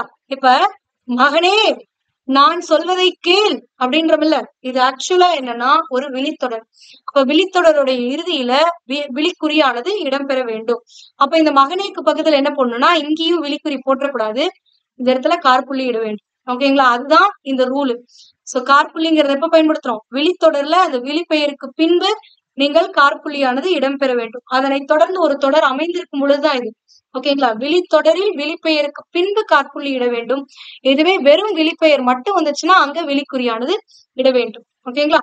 சோ அந்த இதுதான் இப்ப கண்ணா வாங்குறதுல கடைசியில இது ஒரு விழித்தொடர். விழித்தொடர்ல இந்த விழிப்பெயருக்கு பின்னாடி கமாதான் போடணும், கடைசியில தான் இந்த விழிக்குறிய போடணும். ஆனா இங்க அவையீர், அவை தலைவீர், பாரத மக்களே அப்படின்னு நம்ம சொல்றோமா, இந்த இடத்துல வெறும் விழிப்பெயர் மட்டும்தான் வந்துடும். அந்த இடத்துல விழிக்குயிர் மட்டும் போட்டா போதும், கமா போடணுங்கிற அவசியம் கிடையாது. ஓகேங்களா? இங்க ஒரே ஒரு சொல், அந்த விழிச்சொல் மட்டுமே வந்துள்ளதனால் நீங்க இங்க விழிக்குறியானது போடுகிறீர்கள். ஆனால் கண்ணா வாங்குறதுல கண்ணாங்கிறது விழிப்பெயர், வாங்குறது ஒரு வினைச்சொல். சோ அப்படிங்கும் பொழுது இந்த இடம் ஒரு விழித்தொடராக அமைந்திருக்கு. விழித்தொடரின் இறுதியில் தான் விழிக்குறி போட வேண்டும். விழிப்பெயருக்கு அடுத்து கமா போடணும் அப்படிங்கறத ஞாபகம் வச்சுக்கோங்க. ரெண்டுக்கும் டிஃபரன்ஸ் புரிஞ்சிருக்கும் நான் நம்புறேன். ஏன்னா இத்தனை வாட்டி திரும்ப திரும்ப சொல்லியிருக்கேன். அதே மாதிரி இன்னொரு தொடர் இங்க இடம்பெற்றிருக்கு பாருங்க, முருகா என்னை காப்பாயாக. இது ஒரு விழித்தொடர். இப்ப முருகாங்கிற விழிப்பெயருக்கு பின்னாடி கமாதான்.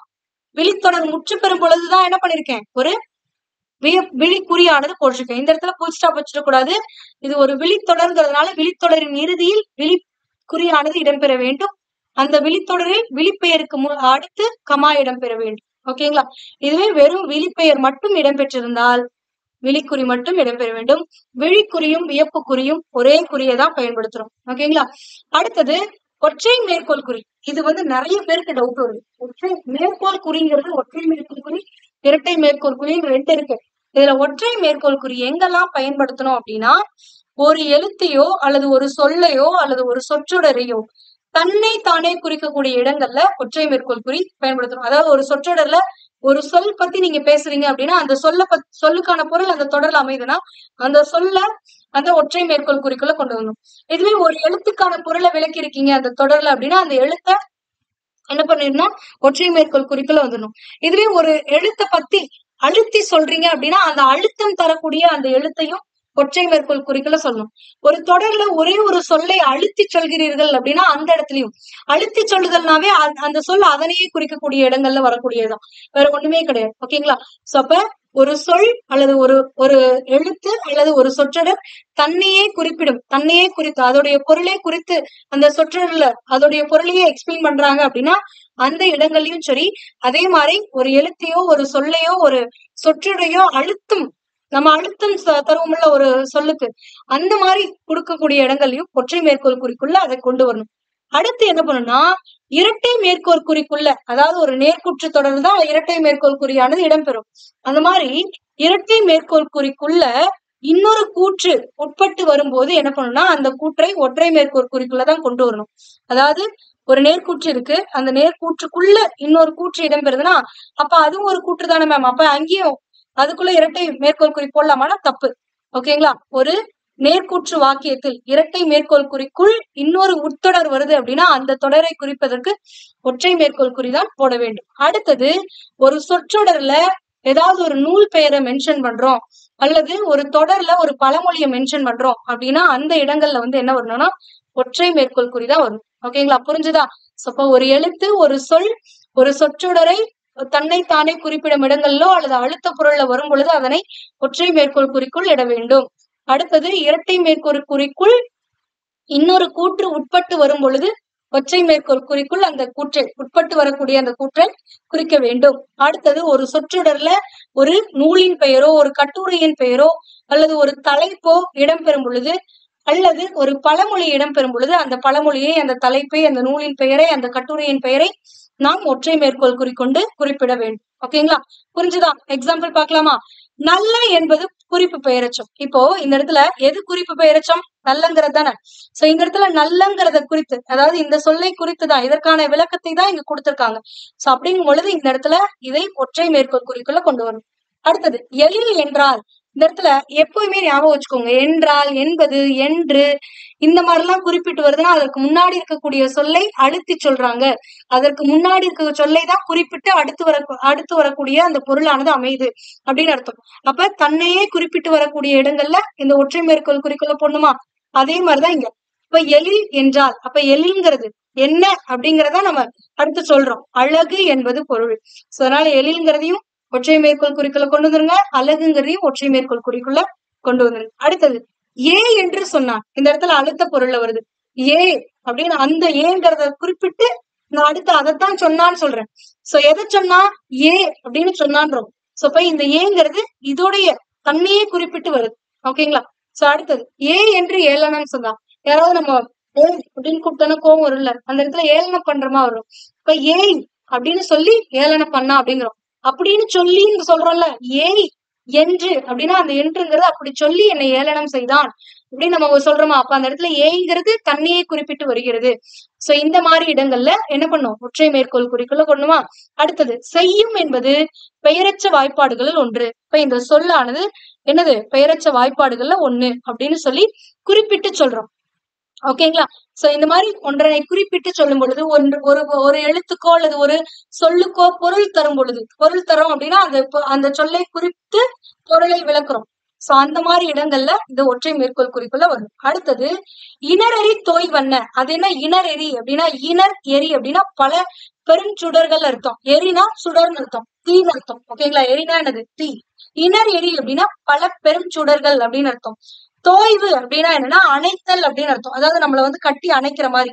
சோ அப்ப பல பெரிய தீ நம்மளை கட்டி அணைத்தால் நம்மளுக்கு எப்படி இருக்கும்? வெந்து போயிரும். ஓகேங்களா? அண்ணன் அப்படின்னா அது போல அப்படின்னு அர்த்தம். அப்ப பல தீயானது நம்மளை கட்டி அணைத்தால் எப்படி இருக்குமோ அது போன்றவர்கள் தான் இன்னா செய்பவர் அப்படின்றோம். இந்த இடத்துல ஒரு என்ன பண்ணிருக்கோம்? ஒன்றனை எடுத்து காட்டியிருக்கோம். சோ இந்த மாதிரி சொல்லும் பொழுது என்ன பண்ணணும்னா இந்த ஒற்றை மேற்கோள் குறிக்குள்ளதான் இத எக்ஸ்பிளைன் பண்ணணும். ஓகேங்களா? அடுத்தது கூட்டத் தலைவர் அறிஞர் அண்ணா அவர்கள் இப்பொழுது தலைப்பில்லை எனும் தலைப்பில் பேசுவார் என்று அறிவித்தார். இது என்ன வகையான வாக்கியம் அப்படின்னா ஒரு நேர்கூற்று வாக்கியம். அதாவது ஒரு தலைவர் என்ன சொன்னாரோ அதை அப்படியே இந்த வாக்கியத்துல சொல்லியிருக்காங்க. தலைவர் என்ன சொன்னாரு? அறிஞர் அண்ணா அவர்கள் இப்போது தலைப்பில்லை என்னும் தலைப்பில் பேசுவார் அப்படின்னு சொன்னாரு. அவர் என்ன சொன்னாரோ அதை அப்படியே என்ன பண்ணிடணும்? இரட்டை மேற்கோள் குறிக்குள்ள கொண்டு வந்துடணும். அந்த இரட்டை மேற்கோள் குறிக்குள்ள இன்னொன்னு குறிப்பிட்டிருக்காங்க. அறிஞர் அண்ணா அவர்கள் இப்போது தலைப்பில்லை என்னும் தலைப்பில் பேசுவாருங்கிறமா. சோ இந்த இடத்துல அவர் பேசக்கூடிய டாபிக் பேரே என்னதான்? தலைப்பில்லைதான். ஒரு தலைப்பு. இந்த மாதிரி ஒரு சொற்றொடர்ல ஒரு தலைப்பு, ஒரு நூலுடைய பெயர், ஒரு பழமொழி இடம்பெறுதுன்னா அதை என்ன பண்ணும்? ஒற்றை மேற்கோள் குறிக்குள்ள இடணும். சோ அதனால இந்த இடத்துல இந்த தலைப்பு இல்லைங்கிறத ஒற்றை மேற்கோள் குறிக்குள்ள கொண்டு வரும். ஓகேங்களா? அடுத்தது, பேரறிஞர் அண்ணா செவ்வாழை என்னும் சிறுகதையை எழுதினாருங்கிறமா. சோ இந்த சொற்றொடர்ல அவர் என்ன சிறுகதை எழுதினாரு? செவ்வாழை அப்படிங்கிற தலைப்புலதான் எழுதியிருக்காரு. அப்ப இந்த இடத்துல அந்த நூலின் பெயரானது, இந்த சிறுகதையின் பெயரானது குறிப்பிட்டிருக்காங்க. அதை நம்ம ஒற்றை மேற்கோள் குறிக்குள்ள கொண்டு வரும். அடுத்தது, பாரதியாரின் பாஞ்சாலி சபதம் மிகச்சிறந்த படைப்பு. பாரதியார் எழுதிய ஒரு நூலின் பெயரை இங்க குறிப்பிட்டிருக்காங்க. அந்த நூல் தான் என்னது? பாஞ்சாலி சபதம். அப்போ ஒரு நூல் பெயர், ஒரு கட்டுரை பெயர் இதெல்லாம் இடம்பெற்றுருச்சு அப்படின்னா அதை ஒற்றை மேற்கோள் குறிக்குள்ள கொண்டு வரும். சுத்தம் சோறு போடும் என்பது பழமொழி. இது ஒரு சொற்றொடர். இந்த சொற்றொடர்ல எது பழமொழி? சுத்தம் சோறு போடும். இந்த மாதிரி ஒரு சொற்றொடர்ல ஒரு பழமொழியை சொல்றாங்க அப்படின்னா அந்த பழமொழியானது கண்டிப்பா ஒற்றை மேற்கோள் குறிக்குள்ளதான் வரணும். இரட்டை மேற்கோள் குறி போடவே கூடாது. எப்ப போடணுங்கிறதையும் நான் சொல்றேன். ஓகேங்களா? ஏன்னா ஒரு சில வாக்கியங்களை நீங்க போட்டு பார்த்திருப்பீங்க. சோ அது எப்பங்கிறதையும் நான் சொல்றேன். ஓகேங்களா? ஆனா இந்த மாதிரி சுத்தம் சோறு போடும் என்பது பழமொழி இந்த மாதிரி எல்லாம் வருதுன்னா ஒற்றை மேற்கோள் குறி. எப்பவுமே ஞாபகம் வச்சுக்கோங்க, ஒரு ஷார்ட்கட்டா ஞாபகம் வச்சுக்கோங்க. இந்த என்பது, என்றால், என்று, அடுத்தது என்னும் இதெல்லாம் வருது அப்படின்னாலே அதற்கு முன்னாடி இருக்கிறத குறிப்பிட்டு சொல்றாங்கன்னு அர்த்தம். அந்த மாதிரி குறிப்பிட்டு சொல்லக்கூடிய சொல்லா இருக்கலாம், எழுத்தா இருக்கலாம், ஒரு சொற்றொடரா இருக்கலாம். அந்த மாதிரி வருதுனாலே அங்க என்ன பண்ணுங்கன்னா அந்த சொல்லை, அந்த எழுத்தை, அந்த சொற்றொடரை, அந்த தலைப்பை என்ன பண்ணுங்கன்னா ஒற்றை மேற்கோள் குறிக்குள்ள கொண்டு வந்துருங்க. ஓகேங்களா? அடுத்தது, இதே இதுல இன்னும் கொஞ்சம் எக்ஸாம்பிள்ஸ் இங்க கொடுத்திருக்கோம். கம்பனும் மில்டனும் என்னும் நூல் சிறந்த ஒப்பீட்டு நூலாகும். இங்க ஒரு நூலை குறிப்பிட்டு சொல்றோம். எந்த நூல்? கம்பனும் மில்டனும் அப்படிங்கிறது. அப்ப இதை என்ன பண்றோம்? ஒற்றை மேற்கோள் குறிக்குள்ள கொண்டு வந்து. அடுத்தது, கம்பர் கம்பராமாயணம் என்னும் காவியத்தை காவியம் படைத்தாருங்கிறோம். சோ அவர் படைத்த காவியத்தின் பெயர் என்ன? அந்த நூலின் பெயர் என்ன? கம்பராமாயணம். சோ அந்த நூலின் பெயரை ஒற்றை மேற்கோள் குறிக்குள்ள கொண்டு வரணும். இன்னொரு விஷயம், இந்த இடத்துல கம்பர் அப்படிங்கிறதுக்கு பக்கத்துல கமா போட்டுருவோம். ஓகேங்களா? கம்பர் கமா கம்பராமாயணம் என்னும் காவியத்தை படைத்தார். ஏன்னா இது அந்த இடத்துல நிறுத்தி படிக்கணும். சோ அதனை குறிப்பிடுவதற்காக கமா பயன்படுத்தும். ஓகேங்களா? மறைமலை அடிகளார் என்ன பண்ணாரு? மரணத்தின் பின் மனிதர் நிலை என்னும் நூலை இயற்றினார். அந்த நூலின் பெயர் ஒற்றை மேற்கோள் குறிக்குள்ள வந்துடும். ஆனா அது எழுதி வர முன்னாடி மென்ஷன் பண்ணும்போது எப்பயுமே என்ன பண்ணுங்கன்னா கமா போட்டுருங்க. ஓகேங்களா? அடுத்தது, செவிச்செல்வம் சிறந்த செல்வம் என்பர். இந்த இடத்துல ஒரு தொடர்ல இது வந்திருக்கு, அவ்வளவுதான். ஓகேங்களா? என்பர், அவ்வளவுதான்.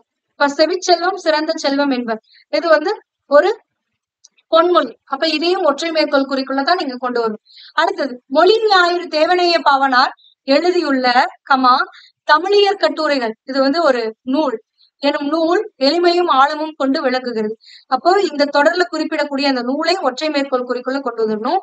அதுக்கு முன்னாடி யார் எழுதுனாங்கிறத கொடுத்திருந்தாங்கன்னா அதுக்கு பக்கத்துல கமா போட்டுருங்க. சோ அந்த இடத்துல இங்க கமா வந்துடும். ஓகேங்களா? கடைசியில புல் ஸ்டாப். இது எல்லாமே ஒற்றை மேற்கோள் குறிகள் எங்க இடணும் அப்படிங்கிறது. ஓகேங்களா? ஆனா இரட்டை மேற்கோள் குறிங்கிறது ரெண்டே இடத்துலதான் இடுவோம். ஒண்ணு நேர்கூற்று தொடர்கள்ல இடுவோம். அதுக்கப்புறம் ஒரு மேற்கோள் காட்டும் பொழுது, நாம ஒண்ணு பேசிட்டு இருக்கும் போது ஏதாவது ஒண்ணு மேற்கோள் காட்டுறோம், ஒரு செயலை மேற்கோள் காட்டுறோம், இல்ல ஒரு பொன்மொழியை மேற்கோள் காட்டுறோம். இங்க பாருங்க, முன்னாடி வெறும் பொன்மொழி மட்டும் ஒரு தொடர்ல இடம்பெற்றுச்சுன்னா அது வேற. ஆனா பொன்மொழியை மேற்கோளாக காட்டி பேசும் பொழுது அந்த இடங்கள்ல அதை இரட்டை மேற்கோள் குறிக்குள்ளதான் கொண்டு வரும். ஓகேங்களா? எடுத்துக்காட்டு பார்க்கலாமா? இப்ப நான் படிக்கிறேன் என்றான் அப்படின்னா யாரோ ஒருத்தன் சொல்லியிருக்கான், அவன் சொன்னதை அப்படியே சொல்லியிருக்காங்க. இப்ப இது என்னது? ஒரு நேர்கூற்று வாக்கியம். ஓகேங்களா? அதாவது இப்ப கபிலன் விமலாவிடம் நான் படிக்கிறேன் என்றான் கூட வச்சுக்கோங்க. இப்ப இந்த இடத்துல எப்படி வரும்? கபிலன் விமலாவிடம் கமா என்ன சொன்னான்? நான் படிக்கிறேன். அவன் சொன்னதை அப்படியே சொல்லக்கூடியது. அவன் என்ன சொன்னானோ அதை அப்படியே எடுத்து சொல்லும் அந்த தொடரை இரட்டை மேற்கோள் குறிகளை கொண்டோம். அவன் என்ன சொன்னான்? நன்றாக நான் படிக்கிறேன். அப்ப அது மேற்கோள் குறிக்குள்ள இரட்டை மேற்கோள் குறிக்குள்ள போட்டுட்டு கடைசியில புல் ஸ்டாப். ஓகேங்களா? சோ இந்த மாதிரி அவர் சொன்னது இன்னொருவர் சொன்னதை சொன்னபடியே குறிப்பிடக்கூடியதான் நேர்கூற்று. அவங்க என்ன சொன்னாங்களோ அதை அப்படியே அந்த இரட்டை மேற்கோள் குறிக்குள்ள போட்டுரும். ஓகேங்களா? இது ஒரு பயன்பாடு. அடுத்தது, மேற்கோள் காட்டும் பொழுது ஒழுக்கமுடைமை குடிமை என்றார் அப்படின்றாங்களா? என்றார் அப்படிங்கிறோம். இப்ப நான் ஒரு சொற்பொழிவாற்றிட்டு இருக்கேன். சோ அப்ப சொற்பொழிவாற்றிட்டு இருக்கும் போது நான் சொல்றேன், ஒழுக்கமுடைமை குடிமை என்றார் திருவள்ளுவர் அப்படின்னு. யார் சொல்றேன்? நான் தான் சொல்றேன். ஆனா இன்னொருத்தவங்க சொன்னாங்க அப்படின்னு சொல்லி நான் என்ன பண்றேன்? மேற்கோள் காட்டுறேன். ஓகேங்களா? சோ இந்த மாதிரி மேற்கோள் காட்டும் பொழுது ஒரு செயலையோ அடிகளையோ அல்லது பொன்மொழிகளையோ மேற்கோள் காட்டும் பொழுது அதனை கட்டாயம் நம்ம எதுக்குள்ளதான் கொண்டு வரோம்னா இந்த இரட்டை மேற்கோள் குறிக்குள்ளதான் கொண்டு வரும். ஓகேங்களா? அடுத்தது பாருங்களேன். திருவிக்கா மாணவர்களிடம் தமிழ் காவியங்களை படியுங்கள், இன்பம் நுகருங்கள் என்று கூறினார். இது வந்து திருவிக்கா மாணவர்கிட்ட ஒரு விஷயத்த சொல்லியிருக்காரு. அவர் என்ன சொன்னாரோ அதை அப்படியே சொல்லியிருக்காங்க. அப்ப இது என்னது? ஒரு நேர்கூற்று வாக்கியம். அப்ப திருவிக்கா சொற்குறுக்கம் அமைந்திருப்பதனால இங்க இடத்துல திரு முற்றுப்புள்ளி, வி முற்றுப்புள்ளி, கா முற்றுப்புள்ளி, மாணவர்களிடம் கமா போட்டுறணும். ஏன்னா இரட்டை மேற்கோள் குறிக்குள்ள அடுத்து அவங்க என்ன சொன்னாங்களோ அதை அப்படியே இரட்டை மேற்கோள் குறியில கொண்டு வரணும். அதான் நேர்கூற்று. அப்ப தமிழ் காவியங்களை படியுங்கள், இன்பங்களை நுகருங்கள் அப்படின்னு சொன்னார். அவர் சொன்னதை இரட்டை மேற்கோள் குறிக்குள்ள போட்டுறேன். அப்ப இது ஒரு நேர்கூற்று. ஓகேங்களா? சோ இது அடுத்தது தமிழ் காவியங்களை படியுங்கள், இன்பம் நுகருங்கள். இது வந்து அடுத்தடுத்து படியுங்கள், நுகருங்கள்னு இரண்டு பயனிலைகள் அமைந்துள்ளதுனால இதுல வந்து என்னன்னா இந்த இடத்துல என்ன வரணும்? அரைப்புள்ளியானது இட வேண்டும். ஓகேங்களா? சோ இந்த மாதிரி நேர்கூற்றுகள்ல பயன்படும். அடுத்தது அகத்தின் அழகு முகத்தில் தெரியும் என்றார் ஔவையார். இது வந்து அகத்தின் அழகு முகத்தில் தெரியும் அப்படிங்கிறது ஒரு பொன்மொழி. ஓகேங்களா? சோ இந்த பொன்மொழியானது என்றார் ஔவையார்னு நான் சொல்றேன்னா யாரோ ஒருத்தர் இப்படி சொல்லியிருக்காங்கன்னு அர்த்தம். அப்ப யாரோ ஒருத்தர் இந்த மாதிரி அவங்க சொல்லியிருக்காங்கன்னு மேற்கோள் காட்டியிருக்காங்கன்னு அர்த்தம். அதாவது நான் பேசிட்டு இருக்கும் போது எனக்கு முன்னாடி சொன்ன ஒரு முன்னோர் சொன்ன கருத்தை நான் மேற்கோள் காட்டுகிறேன் அப்படிங்கிற பொருள்ல இந்த இடத்துல வருது. ஓகேங்களா? மேற்கோள் காட்டும் பொருளில் வந்தால் அந்த சொற்றொடர்களை, அந்த பொன்மொழிகளை, அந்த செயல் அடிகளை நான் இரட்டை மேற்கோள் குறிக்குள்ளதான் போடணும். ஓகேங்களா? இந்த மாதிரி மேற்கோள் காட்டாம ஜஸ்ட் என்ன அப்படிங்கறத மட்டும் சொல்லிட்டா அது வேற. ஓகேங்களா? இந்த இடத்துல அகத்தின் அழகு முகத்தில் தெரியும் என்றார் ஔவையார் அப்படின்றோம். அப்ப நான் ஒருத்தங்கிட்ட சொல்லிட்டு இருக்கும் போதுதான் இந்த மாதிரி அப்படின்னு நான் சொல்றேன். ஓகேங்களா? அப்ப நான் மேற்கோள் காட்டுறேன். அதனால இந்த இடத்துல இரட்டை மேற்கோள் குறிக்குள்ள வருது. அடுத்தது பாருங்க.